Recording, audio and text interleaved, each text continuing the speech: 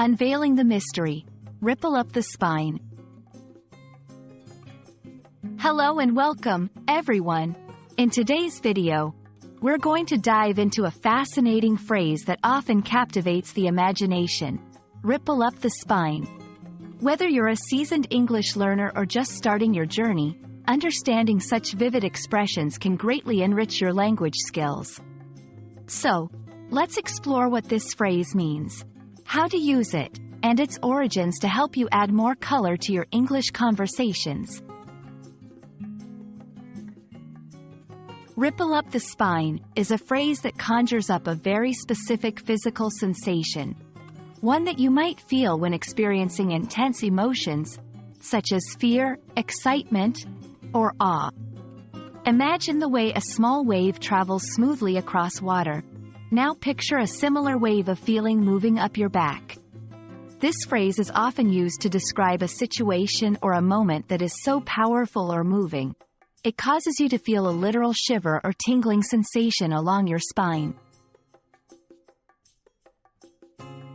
This expression is particularly useful in creative writing or when describing personal experiences that deeply moved you.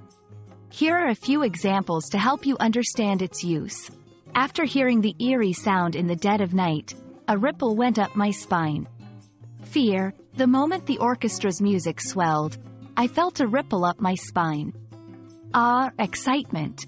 Remember, while it's a metaphorical expression, it vividly conveys the physical reaction to emotional or sensory experiences. It's perfect for adding drama or intensity to your storytelling.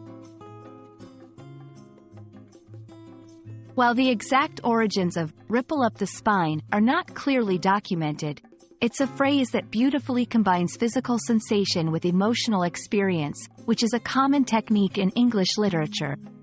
It draws on the natural world for inspiration, much like many other expressions in the language.